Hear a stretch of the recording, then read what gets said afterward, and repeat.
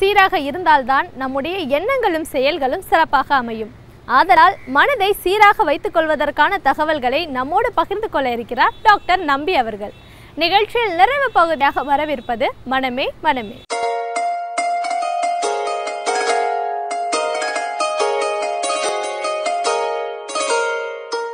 விடியலே வா தொடரில் மனமே மனமே நிகழ்ச்சியில் இன்றைக்கு மனநலம் பற்றிய சில விழிப்புணர்வு தகவல்களை பார்க்கலாம்.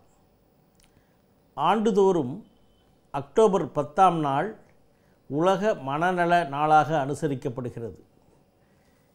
இந்த வருடமும் வருகிற அக்டோபர் 10 உலக மனநல தினமாக உலகம் முழுவதும் அனுசரிக்கப்படுகிறது.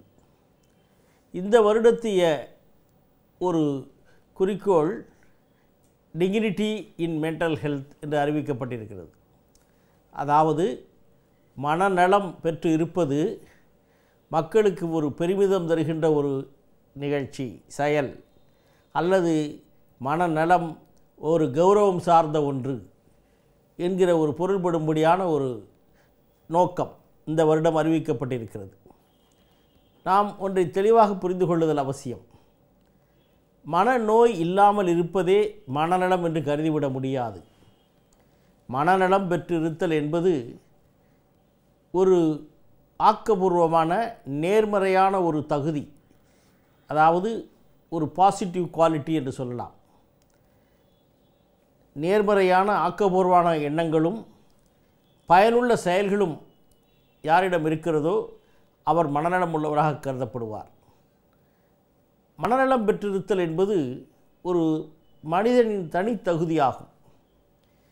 அவன் தன்னை பற்றிய ஒரு செயல்களை தன் கட்டுக்குள் வைத்திருக்கின்ற ஒரு நிலை, தன்னால் எது முடியும் எது முடியாது என்பதை அறிந்து கொள்ளுகிற ஒரு பக்குவம், தான் சார்ந்திருக்கிற சமூகத்தை எப்படி தான் ஒத்துப்போகின்றோம் என்ற ஒரு நிலை ஆகிய எல்லாவற்றையும் பொறுத்தது மனநலமாகும்.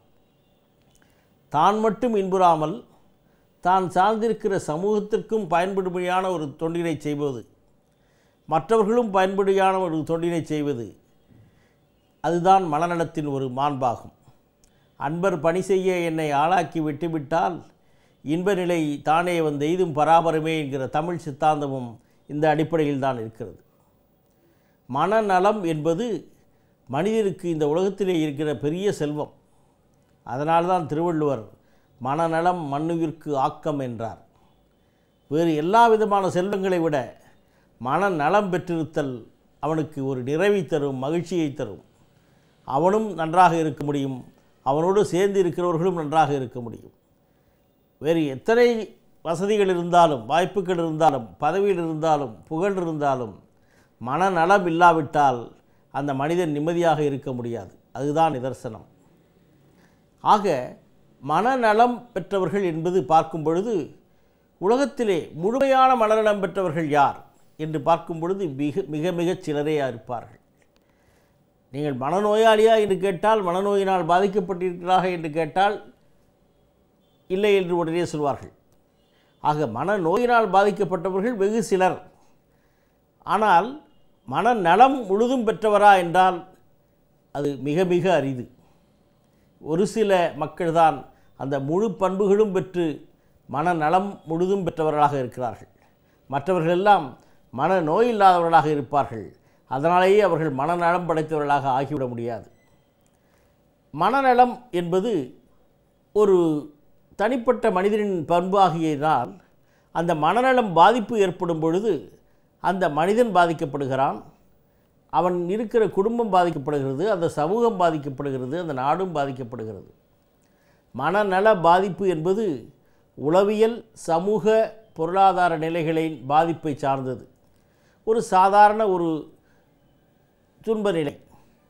மனநோய் என்பது ஒருவன் மனம் பேதலித்து அவனுடைய எண்ணம், சொல், செயல் இவையெல்லாம் வித்தியாசமாக மாறி அவனுடைய பார்வை, அதாவது கண்ணோட்டம் வேறுபாடு இருந்து காரணமில்லாத கற்பனை எண்ணங்களினால் அவன் அவஸ்தைப்பட்டு அவனுடைய செயலும் மற்றவர்களுக்கு வெறுப்பை தரும்படியாக அல்லது பயத்தை தரும்படியாக இருக்கும் பொழுது அவன் மனநோயினால் அவதிப்படுகிறான் என்று சொல்லலாம்.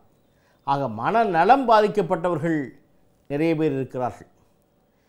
இந்தியாவிலே பார்த்தால் ஏறக்குறைய 5இல் ஒருவர் ஏதாவது ஒரு வகத்திலே ஏதாவது ஒரு காலகட்டத்திலே மனநலம் பாதிக்கப்பட்டவர்களாக இருப்பார்கள் என்பது கணக்கீடு.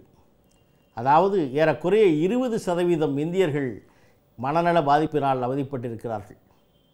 ஆனால் மனநோயினால் பாதிக்கப்பட்டவர்கள் என்று பார்க்கும் பொழுது அது மிக குறைவுதான்.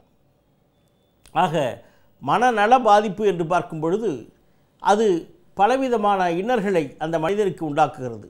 பெரும்பாலும் தற்காலிகமாக இருக்கலாம், சில நேரங்களிலே தொடர்ந்தும் இருக்கலாம். அந்த மனநல பாதிப்புகள் என்று பார்க்கும் பொழுது சாதாரண பிரச்சனைகள், சமூகத்திலே அவன் சந்திக்கிற எதிர்கொள்கிற அவனுடைய இயலாத ஒரு நிலை, அந்த சவால்களை சந்திக்க முடியாத நிலை, அல்லது பிரச்சனைகள் அதிகம் ஏற்பட்டு அவனால் அதை எதிர்கொள்ள முடியாத ஒரு நிலை, அப்பொழுதெல்லாம் அந்த மனிதன் சோர்ந்து விடுகிறான். அதனால் அவனுக்கு ஏற்படுகிற பாதிப்பு மனநல பாதிப்பு. மனநோய்களை 2 வகையாக பிரிக்கிறார்கள். சிவியர் மென்டல் இல்னஸஸ் என்று சொல்கிறார்கள். அதாவது தீவிரமான மனநோய்கள், மனச்சிதைவு நோய் அல்லது மன எழுச்சியும் மன வருத்தமும் மாறி மாறி வருகிற பைப்போலார் டிசார்டர் என்கிற நோய், அல்லது முதுமையிலே வரக்கூடிய மனத்திறன் மழுங்கு நோய் என்று சொல்லப்படுகிற டிமென்ஷியா அல்லது மறதி நோய் ஆகியவையெல்லாம் தீவிரமான மனநோய்களாக கருதப்படுகிறது.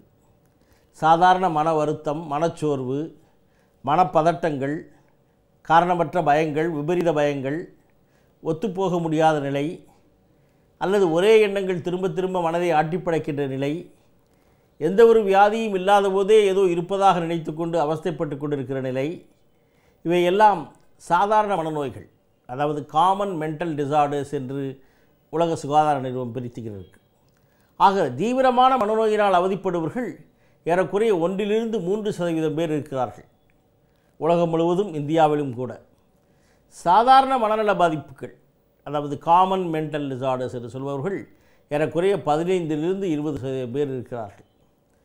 ஆக பல பேருக்கு இந்த மனநல பாதிப்பு உண்டாகி அவர்களுக்கு ஒரு சிகிச்சை தேவைப்படுகின்ற ஒரு நிலை இருக்கிறது.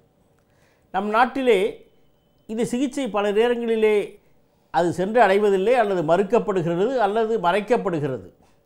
காரணம், நம் நாட்டிலே ஆழமாக ஊறிப்போயிருக்கிற, வேரூட்டு போயிருக்கிற மூட நம்பிக்கைகள் பல நேரங்களிலே மனநோய்களை பற்றிய தப்பான எண்ணங்களை மக்களுக்கு தெரிவிக்கிறது. காற்று, கருப்பு, சூனியம், பில்லி சூனியம், மந்திரஜாலம், பூர்வ ஜென்ம பாயம் ஆக இப்படியெல்லாம் மனநோய்க்கு காரணங்களாக சென்று கோவில்களுக்கும் குளங்களுக்கும் மந்திரவாதிகளுக்கும் தந்திரவாதிகளுக்கும் சென்று தங்களுடைய நேரத்தை வீணடித்துக் கொண்டிருக்கிறார்கள். இந்த மனநோய்கள் என்பது உடல் நோயை போன்றதே. மனநோய் என்பது உடல் நோய் போன்று உடலிலே ஏற்படுகிற பாதிப்புகள், உடலிலே ஏற்படுகிற மூளையிலே ஏற்படுகிற ரசாயன மாற்றங்கள், வம்சவழி கோளாறுகள், சுற்றுப்புற சூழ்நிலையால் ஏற்படுகிற பிரச்சனைகள், உளவியல் காரணங்களினால் வரப்படுகிற ஒரு நோய் என்பதை அறிதல் வேண்டும். மனநோயும் உடல் நோய் போன்றதே. மனநோய்க்கும் உடல் நோய் போன்று ஒரு சிகிச்சை முறை தேவைப்படுகிறது. ஆனால் அந்த சிகிச்சை முறை பல நேரங்களில் சென்றடைவதில்லை. காரணம், இதை மனநோயை ஒரு நோயாக கருதுவதே இல்லை. அடுத்து, மனநோய் சிகிச்சை பெறுகிற வசதிகள் அருகாமையில் இருப்பதில்லை, அல்லது நாட்டினுடைய மனநல பாதிப்பு சிகிச்சை முறைகள் சரியான வகையிலே அந்த திட்டங்கள் சென்றடைவதில்லை. கடந்த வருடம்தான் இந்திய அரசு தேசிய மனநலக் கொள்கையை அறிவித்திருக்கிறது. நேஷனல் மென்டல் ஹெல்த் பாலிசி என்று சொல்வார்கள். ஆக மனநலம் பற்றிய விழிப்புணர்வு மக்களிடம் வேண்டும். மனநோய்களும் உடல் நோய் போன்றதே, அதற்கும் நல்ல சிகிச்சை இருக்கிறது, அவை பலன் தரும். மனநோய்கள் விடப்பட்டால் அது அவர்களுக்கு மட்டுமல்லால் குடும்பத்தினருக்கும் நாட்டுக்குமே அது கேடு பயக்க வல்லது என்பதை புரிந்து கொள்ள வேண்டும். மனநலம் பெற்றிருத்தனால் பெருமிதம் அடைவோம். மனநலம் மட்டும்தான் பிறநலனுக்கு அடிப்படை என்பதை புரிந்து கொள்ளுதல் வேண்டும்.